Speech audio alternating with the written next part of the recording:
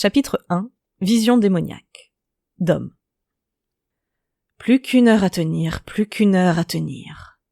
Il y a des jours comme ça où on a envie de tout, sauf d'écouter un vieux riche hautain qui cherche à savoir comment gagner plus, toujours plus.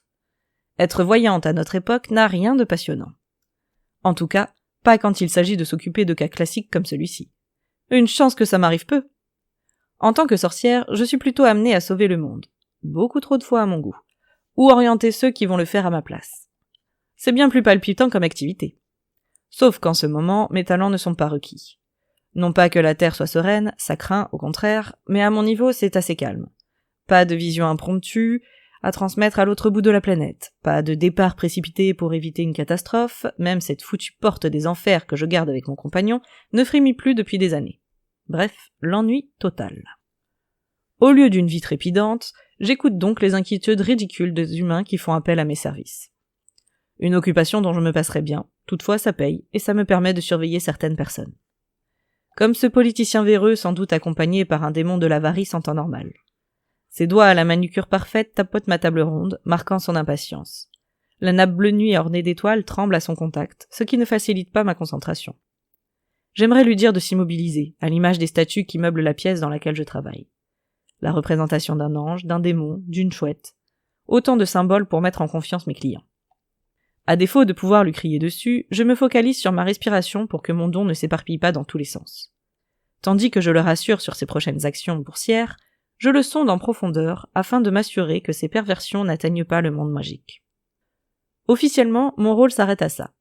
En réalité, quand je décèle des affres lourdes et inquiétantes, je contacte un capitaine de police de mon entourage pour qu'il enquête, avec de précieuses informations à l'appui.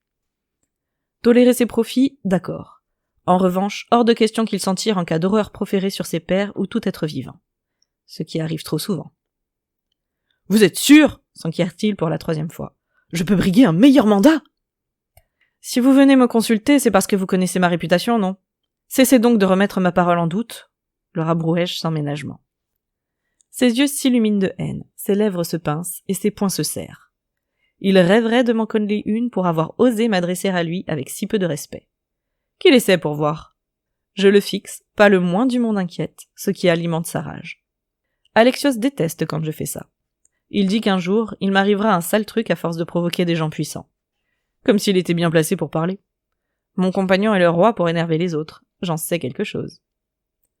Le vieux rabougri et moi, nous restons ainsi un moment, à nous dévisager sans baisser le regard. S'il s'imagine m'impressionner, il se trompe. Les 70 ans bien passés, le corps abîmé par l'âge, mais surtout la drogue et l'alcool, 3 poils sur le caillou pour donner l'illusion de ne pas être chauve, peine perdue, il n'a rien de grand. À en croire les images dépravées qui se sont invitées pendant que je vérifiais son futur, c'est le cas de toute son anatomie autant que de son esprit. S'il cherche à me dominer, il va se confronter à un mur de stoïcisme. Enfin, jusqu'à ce que ça me gonfle et que je le vire d'ici à coups de bottes cloutées. Ça pourrait être marrant comme fin de séance. Nous n'en arriverons pas là, il flanche. Ses doigts s'étalent sur la table, ses épaules se voûtent, et il prend une grande inspiration. Dom 1, politicien véreux 0. Je vous remercie pour vos réponses, tranche-t-il pour tenter d'équilibrer le score. Mon secrétaire attend dehors avec une mallette à votre attention. Nous étions d'accord pour un virement, le réprimandai-je. Je me suis dit que, cette fois, un bonus vous ferait plaisir. Voilà pourquoi il vaut mieux suivre les directives de ce que vous payez pour penser pour vous. Ma réplique lui fait redresser la tête d'un mouvement sec. S'il croit s'en tirer comme ça, il rêve. Jamais de liquide, toujours des preuves solides. De l'argent traçable, pour ne pas laisser les pourritures comme lui passer sous les radars trop longtemps. Repartez avec ce bonus, et réglez-moi comme d'habitude. Mais j'ai l'impression que vous ne m'avez pas comprise. Dans cette pièce, vous n'êtes personne, et ne valez rien. Je me retiens de lui préciser qu'à mon sens, c'est aussi le cas à l'extérieur, et me relève pour le dominer, afin que mes mots pénètrent bien sa petite tête sans cervelle. Vous me payez pour voir votre vie. Pensez-vous que je me contente du futur ? Je sais tout de vous, et vous avez conscience de ce que ça implique. Vous n'êtes pas en position de force, je vous tiens au creux de ma main, et croyez-moi, je déteste l'idée même de vous toucher. Alors ne discutez pas, et demandez à votre secrétaire de se charger de mon virement. Il bondit sur ses pieds comme un diable en boîte, le teint rougi par la fureur. Menaces inutiles en approche. Avec son doigt pointé vers l'anneau qui pend à mon nez, il marque sa colère, au cas où celle-ci m'aurait échappé. Personne ne s'adresse à moi ainsi, gronde-t-il. Pour qui vous prenez-vous? Je vous ferai tomber de votre piédestal avant même que votre coiffure ridicule ne soit rattrapée par la gravité. Ouh, il attaque mon iroquoise, attention, ça vole haut. Je me retiens de rire et le laisse vociférer autant qu'il peut, me contentant de me tenir assez éloigné pour éviter ses postillons. L'écouter n'a aucun intérêt, alors je patiente, bras croisés sous la poitrine, jusqu'à ce qu'il en ait assez. Ce qui dure plus d'1 minute. Il lui reste du souffle à son âge, il faut lui reconnaître ça. Lorsqu'enfin il lutte pour reprendre sa respiration, je me sers de mon sang mêlé pour invoquer les ombres. La flamme des nombreuses bougies vacille, la pièce drapée d'une multitude de tentures colorées se teinte d'obscurité, tandis que mes yeux argentés scintillent, animés par la magie qui monte en moi. « Partez, et ne revenez plus !» déclarai-je d'une voix rauque, loin de mon habituel ton cristallin. « Si vous osez remettre un pied ici ou chercher à me contacter d'une quelconque manière, tout ce que vous avez bâti s'écroulera comme un château de cartes. Ne prenez pas cet avertissement à la légère. Vous ignorez ce dont je suis capable. » Est-ce mon regard perçant, l'ambiance sombre ou l'aura meurtrière qui m'enveloppe? Aucune idée. Toujours est-il que ce crétin ne demande pas son reste. Il récupère sa veste et marche d'un pas peu assuré vers la sortie. C'est dans ce genre de situation que j'adorerais imiter le rire machiavélique de mon père. Chacun ses talents, tout ne se transmet pas. Enfin seul. Je vais pouvoir rentrer chez moi, dans la pièce voisine, et me prendre une bière fraîche. Je n'ai fait fuir que 2 clients aujourd'hui, ce n'est pas si mal. Alexios me félicitera peut-être. Penser à lui me donne envie de le rejoindre au plus vite. Je recouvre la boule de cristal posée sur la table d'un tissu, et abandonne les lieux sans réfléchir davantage à une éventuelle remise en état après mes séances du jour. On verra demain pour le ménage. Des flammes, une forte chaleur, une odeur de soufre. Bordel, qu'est-ce que je fous en enfer? À la recherche d'un visage connu, je scanne les environs, mais ne vois qu'un désert qui s'étend à perte de vue. Au moins, je ne me trouve pas dans les geôles, alors quitter cet endroit devrait être facile. Moins on a de strates à traverser, plus la sortie est accessible. Je porte mes mains à mes cuisses, dans le but d'extraire une fiole de téléportation de ma poche. Sauf que mes doigts ne touchent pas un tissu, mais quelque chose de rugueux. Surprise, je baisse les yeux, et découvre qu'aucun pantalon ne me recouvre. À la place, des écailles rouges remontent le long de mes jambes, et des pattes griffues remplacent mes pieds. Super, me voilà dans le corps d'un démon. Et d'un vieux, à en croire le rubis de sa peau. D'habitude, mes visions me positionnent en regard extérieur. Pourquoi est-ce différent cette fois? Afin de tester à quel point la situation m'échappe, je tente un pas en avant. Comme escompté, ma manœuvre ne fonctionne pas.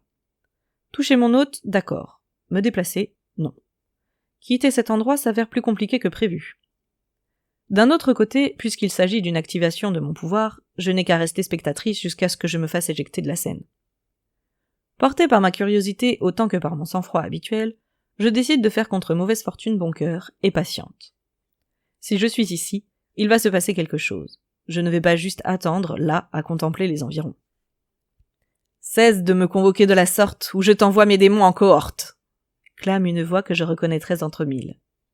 Cette manie de parler en vers. Cerbère a quitté sa prison et rejoint celle que j'ai investie, a priori à contre-cœur. Son apparition soudaine face à moi me confirme son identité. Grand, fin, avec de longues cornes qui s'entrelacent sur le dessus de son crâne, des cheveux aussi noirs que les plumes d'un corbeau qui balaie le sol, et une carnation rouge sang, il représente en tout point l'image qu'on se fait du diable. En tout cas, sous cette forme, car lorsqu'il arbore ses 3 têtes canines, c'est différent. Ma bouche s'ouvre pour lui répondre, sans que j'en sois responsable. « Cher frère, l'idée d'une nouvelle guerre ne me déplaît pas, mais nous avons mieux à faire. Les humains s'ennuient, et si nous leur envoyions une catastrophe ?» ricanai-je. Ils luttent pour leur survie, et toi, tu trouves qu'ils s'ennuient?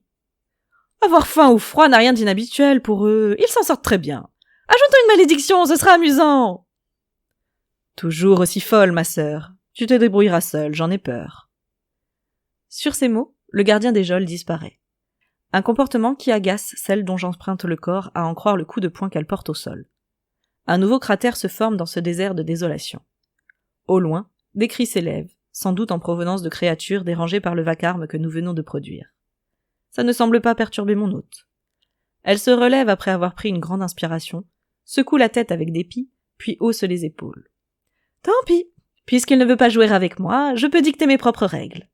Il le regrettera quand il découvrira mon œuvre. Ce que j'imagine pourrait bien provoquer la fin du monde. À moins que... Oui, voilà qui serait beaucoup plus amusant.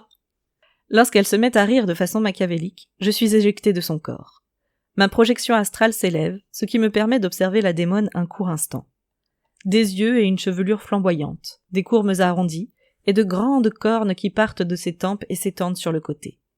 La couleur de sa peau est la même que celle de Cerbère, ce qui n'a rien de rassurant. J'ai face à moi une primordiale, l'une de ceux qui ont foulé cet univers en premier, et qui dispose donc de pouvoirs faramineux. Si elle a décidé de mettre le bazar sur Terre, il ne sera pas simple de l'arrêter. Encore que j'ai le sentiment que cette vision provient du passé, et non du futur. Alors que puis-je faire? Pourquoi ma magie s'est-elle activée pour me la montrer? Il me tarde de me réveiller pour me pencher sur le sujet.